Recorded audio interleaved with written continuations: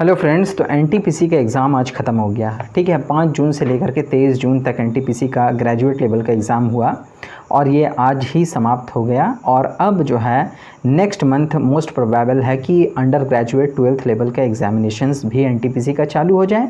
आगे group D के भी एग्ज़ामिनेशंस हैं और भी बहुत सारे एग्ज़ामिनेशंस आपके 2025 में हैं जो कि इम्पॉर्टेंट हैं, जिसमें जीएस का सेक्शन रहता ही रहता है। और उस जीएस के सेक्शन के लिए हमारा ये जो सीरीज़ चल रहा है डेली बेसिस पर जीएस का जो वीडियो हम आपके लिए लाते हैं, ये बहुत ही महत्वपूर्ण साबित होने वाला है। इसमें हम महत्वपूर्ण क्वेश्चन कराते हैं जो कि प्रीवियस ईयर्स में पूछे गए हैं विभिन्न एग्जामिनेशंस में। तो इसी कड़ी में आज हमारा ये वीडियो है। ठीक है, तो इसका पहला क्वेश्चन है कि राष्ट्रीय पर्यावरण अभियांत्रिकी संस्थान कहाँ पर है। राष्ट्रीय पर्यावरण अभियांत्रिकी संस्थान जो है ये नागपुर में है। ठीक है, इसके बाद क्वेश्चन है डीएनए फिंगर प्रिंटिंग केंद्र कहाँ पर है। डीएनए फिंगर प्रिंटिंग केंद्र डीएनए फिंगर प्रिंटिंग केंद्र जो है ये आपका हैदराबाद में है। ठीक है, डीएनए फिंगर प्रिंटिंग केंद्र हैदराबाद में है। इसके बाद क्वेश्चन है कि कौन सा एक जो है ज्वालामुखी सक्रिय ज्वालामुखी, ऑप्शंस में बहुत सारे हैं। ठीक है, जिसमें से एक मोना लोआ है, ये हवाई द्वीप में पड़ता है, ये सक्रिय ज्वालामुखी है। ठीक है, तो कौन सा सक्रिय ज्वालामुखी ये पूछा जा रहा है, तो हवाई द्वीप का मोना लोआ सक्रिय ज्वालामुखी है। देखिए क्वेश्चंस कुछ जो आते हैं उससे रिलेटेड भी क्वेश्चंस हम आपको करवा देते हैं। जैसे ज्वालामुखी से रिलेटेड क्वेश्चन आया तो ज्वालामुखी से रिलेटेड एक और क्वेश्चन मैं आपको महत्वपूर्ण करा दे रहा हूँ। जैसे एक क्वेश्चन है कि किस ज्वालामुखी को भूमध्य सागर का प्रकाश स्तंभ कहा जाता है। क्योंकि इससे हमेशा जो है प्रकाश जो है लावा निकलते रहता है, तो प्रकाशमान रहता है इर्द गिर्द का क्षेत्र, इसीलिए इसे भूमध्य सागर का प्रकाश स्तंभ कहते हैं। ये भूमध्य सागर में ये ज्वालामुखी स्थित है, इसीलिए भूमध्य सागर का प्रकाश स्तंभ कहते हैं। तो ये जो ज्वालामुखी है ये स्ट्रोम्बोली ज्वालामुखी है। स्ट्रोम्बोली ज्वालामुखी को भूमध्य सागर का प्रकाश स्तंभ कहा जाता है। ठीक है, इसके बाद क्वेश्चंस और ज्वालामुखी से पूछे जा सकते हैं कि सबसे ऊंचा ज्वालामुखी पर्वत कौन सा है, तो माउंट एकांकागुआ है। ठीक है, आपसे सक्रिय ज्वालामुखी के बारे में पूछा जा सकता है। देखिए इंडिया के ज्वालामुखी के बारे में पूछा जा सकता है। बैरन और नारकोंडम दो ज्वालामुखी हैं इंडिया में जो कि अंडमान निकोबार द्वीप समूह है। ठीक है, बैरन और नारकोंडम, तो ये इंपॉर्टेंट फैक्ट्स हो गए। उसके बाद क्वेश्चन है नाथुला दर्रा किस स्टेट में, सिक्किम में है। नाथुला जलेपला सिक्किम में है। ठीक है, इसके बाद क्वेश्चन है भारत में त्रिस्तरीय पंचायती राज व्यवस्था की सिफारिश किस समिति ने की थी। बलवंत राय मेहता समिति जो कि 1957 ईस्वी में गठित की गई थी, इस समिति ने भारत में त्रिस्तरीय पंचायत की जो है सिफारिश की थी। ग्राम स्तर पर पंचायत, ठीक है, जो कि ग्राम पंचायत कहलाता था, जो कि ग्राम स्तर पर गांव के स्तर पर होता था सबसे निम्न स्तर। बीच का स्तर प्रखंड स्तर पर पंचायत समिति कहलाता था और तीसरा और सर्वोच्च स्तर जो जिला के स्तर पर था वो जिला परिषद कहलाता था। इसके बाद क्वेश्चन है कि टांका जो है ये किन दो चीज़ों का मिश्रण है। टांका, ठीक है, जिसको शोल्डर भी आप कहते हैं। ठीक है, तो ये पीबी और एसएन, पीबी मिंटू से लेड सीसा और एसएन मतलब टीन, तो पीबी और एसएन लेड और टीन का ये मिश्रण होता है। ठीक है, शोल्डर लेड और टीन का इलेक्ट्रिक फ्यूज़ जो होता है वो पीबी प्लस एसएन का ही होता है। ठीक है, इसके बाद क्वेश्चन है कि द्वितीय विश्व युद्ध में, ठीक है ना, कौन सा देश जो है एक्सिस पावर्स का भाग नहीं था। ठीक है, तो जापान जो है एक्सिस पावर का भाग नहीं था, ये अपोजिट में था। ठीक है, मित्र देशों का ये भाग नहीं था, जापान अपोजिट में था। ठीक है, और जापान में बम, परमाणु बम, इनफैक्ट दुनिया में एक ही परमाणु बम गिरा है और पहला भी गिरा, तो वो जो गिरा था वो हिरोशिमा में गिरा था। ठीक है, 1945 में 7 अगस्त 1945 ईस्वी को हिरोशिमा में, उसके बाद नागासाकी में गिरा 9 अगस्त को।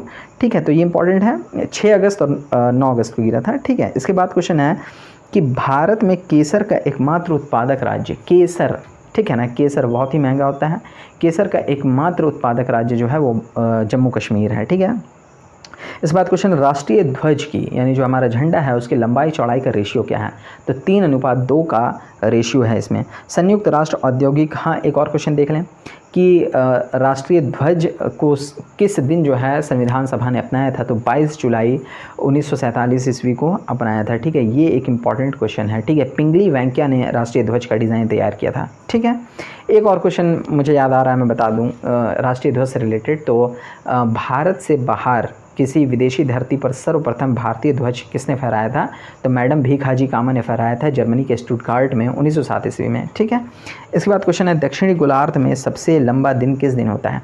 तो देखिए दक्षिणी गोलार्ध में 22 दिसंबर का वो दिन होता है कि दक्षिणी गोलार्ध में जो है सूर्य जो है ये मकर रेखा पर होता है और दक्षिणी गोलार्ध में इस दिन सबसे लंबा दिन होता है और उत्तरी गोलार्ध में सबसे छोटा दिन होता है। ठीक है, इसके बाद उत्तरी गोलार्ध में सबसे लंबा दिन कौन सा होगा, तो 21 जून का वो दिन है जब उत्तरी गोलार्ध में सबसे लंबा दिन होगा, चूँकि सूर्य यहाँ पर कर्क रेखा पर होता है। इसके बाद क्वेश्चन है कि ये तो 21 जून और 22 दिसंबर हो गया। ठीक है, उत्तरी गोलार्ध और दक्षिणी गोलार्ध। 21 मार्च और 23 सितंबर को दिन रात बराबर होते हैं। ठीक है, इस दिन इन दोनों डेट्स में सूर्य जो है विषुवत रेखा पर होता है। ठीक है, तो ये इंपॉर्टेंट फैक्ट्स हो गए। एक और 2 फैक्ट्स जान ही लीजिए। तो सूर्य सबसे करीब जो है होता है अर्थ के, वो 3 जनवरी को होता है और 4 जुलाई को सबसे दूर होता है। 4 जुलाई को जो सबसे दूर होता है इसे अपसौर कहते हैं और सबसे जो आपका 3 जनवरी को जो सबसे करीब होता है तो इसे उपसौर कहते हैं। ठीक है, इसके बाद क्वेश्चन है केरल मोहिनीअट्टम जो है किस स्टेट का नृत्य है। मोहिनीअट्टम केरल का नृत्य है। ठीक है, इसके बाद क्वेश्चन है न्यूमोनिया रोग जो है मानव शरीर के किस अंग को प्रभावित करता है। न्यूमोनिया रोग जो है मानव शरीर के फेफड़े को प्रभावित करता है, यानी लंग्स को प्रभावित करता है। इसके बाद क्वेश्चन है शिकागो में संपन्न जो है कब शिकागो में धर्म संसद में विवेकानंद जी ने भाग लिया था। तो 1893 ईस्वी में ये धर्म संसद शिकागो में हुआ था। इसके बाद क्वेश्चन है कि राज्यसभा के सदस्यों का कार्यकाल कितने वर्ष का होता है। देखिए लोकसभा के सदस्यों का कार्यकाल 5 वर्ष होता है, लेकिन राज्यसभा के सदस्यों का कार्यकाल 6 वर्ष होता है और प्रति 2 वर्ष में 1/3 सदस्य इसके अवकाश ग्रहण करते हैं और उतने ही नए सदस्य चुन लिए जाते हैं।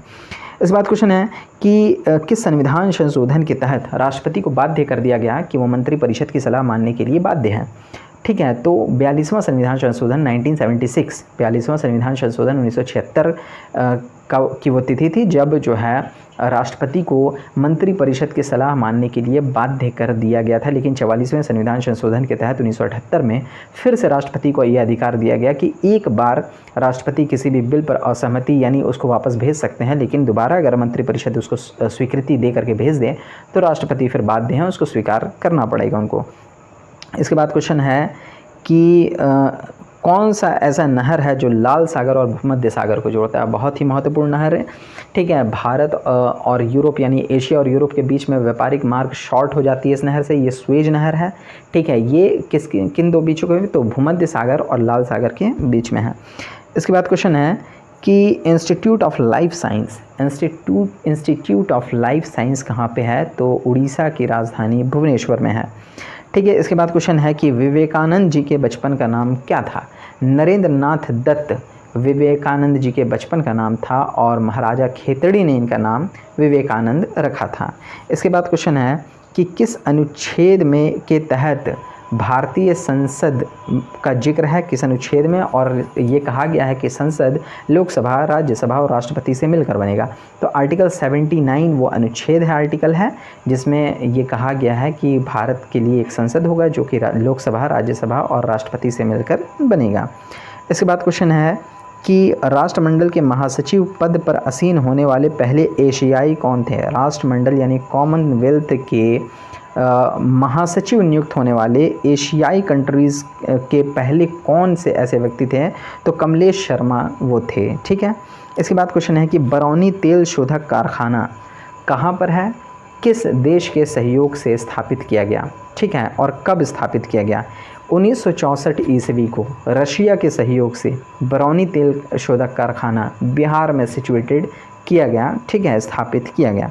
इसके बाद क्वेश्चन है कि योजना आयोग की स्थापना कब हुई, तो 15 मार्च 1950 ईस्वी को योजना आयोग की स्थापना हुई और पहली पंचवर्षीय योजना 1951 से 1956 ईस्वी के लिए चली थी। पहली पंचवर्षीय योजना हैरोल्ड टोमर मॉडल पर आधारित थी और कृषि को इसमें मेन टारगेट किया गया था। दूसरी पंचवर्षीय योजना पीसी महालनोबिस मॉडल पर आधारित थी और ये जो है औद्योगिकीकरण पर, भारी उद्योगों पर आधारित थी। इस कार्यकाल में कुछ बहुत ही बड़े बड़े उद्योग लौह इस्पात वाले लगाए गए हैं, जिसमें भिलाई, राउरकेला, दुर्गापुर वगैरह फेमस हैं।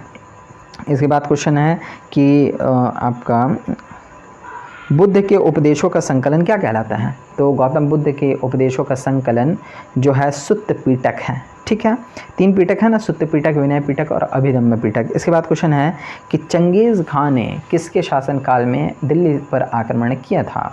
चंगेज़ खां वतीमुजीन जो कि आपका इल्तुतमिश के शासनकाल में दिल्ली सल्तनत पर आक्रमण किया था 1220-21 के अप्रॉक्स में। ठीक है, इसके बाद क्वेश्चन है कि सैयद वंश का संस्थापक कौन था? तो खिज्र खां सैयद वंश का संस्थापक था। ठीक है, 5 राजवंश दिल्ली सल्तनत पर शासन करते हैं। गुलाम, ठीक है, गुलाम, खिलजी, तुगलक, सैयद, लोदी। तो सैयद वंश जो है खिज्र खां के द्वारा स्थापित किया गया। उसके बाद लोदी वंश आता है। इसके बाद क्वेश्चन है कि क्रांतिकारी की गुप्त संस्था अभिनव भारत, ठीक है, अभिनव भारत के संस्थापक कौन थे? तो सावरकर बंधु जो है अभिनव भारत का संस्थापक थे और मित्र मेला नामक संगठन ही आगे चल के अभिनव भारत बन जाता है। सुभाष चंद्र बोस को जो है देश नायक की उपाधि किसने दी थी? सुभाष चंद्र बोस को देश नायक की उपाधि रविन्द्रनाथ टैगोर ने दी थी। इसके बाद क्वेश्चन है कि भारत भारतीयों के लिए है, ये नारा किसने दिया था? तो आर्य समाज ने ये नारा दिया था। ठीक है, दयानंद जी ने, कि भारत भारतीयों के लिए। बैक टू द वेदास भी, यानी वेदों की ओर लौटो, का भी नारा इन्होंने ही दिया था। इसके बाद क्वेश्चन है कि भारत की सबसे लंबी सुरंग जवाहर सुरंग कौन से स्टेट में है? जम्मू कश्मीर में है। ठीक है, इसके बाद क्वेश्चन है म्यांमार की सीमा को टच करने वाले कौन से ऐसे स्टेट हैं जो म्यांमार की सीमा को टच करते हैं? 4 ऐसे स्टेट हैं जो टच करते हैं। ऊपर से अगर गिनती करें आप तो अरुणाचल प्रदेश है, अरुणाचल प्रदेश के बाद नागालैंड है, फिर मणिपुर है और मिजोरम है। ये 4 ऐसे स्टेट्स हैं इंडिया के जो म्यांमार को टच करते हैं।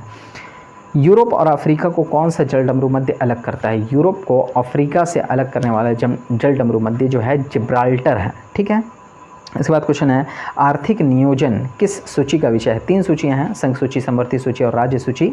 तो आर्थिक नियोजन जो है ये समवर्ती सूची का विषय है।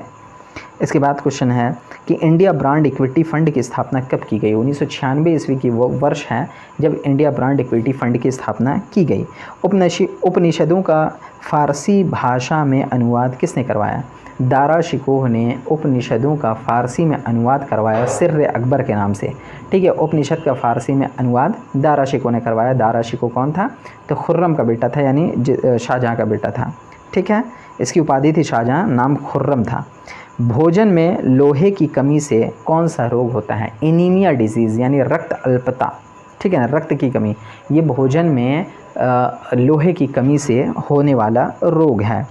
इसके बाद क्वेश्चन है कि जब जल में पानी का बुलबुला डूबा होता है तो वो किस लेंस की भांति व्यवहार करता है? तो जल में डूबा हुआ पानी का बुलबुला, हवा का बुलबुला जो है व्यवहार करता है अवतल लेंस की भांति, यानी कॉन्केव लेंस की भांति। ठीक है, तो आज लगभग हमने 50-60 क्वेश्चंस देख लिए। इसी तरीके से हमारा डेली का ये सीरीज़ है। ठीक है, और महत्वपूर्ण क्वेश्चन ही आते हैं, आप देख ही रहे हैं।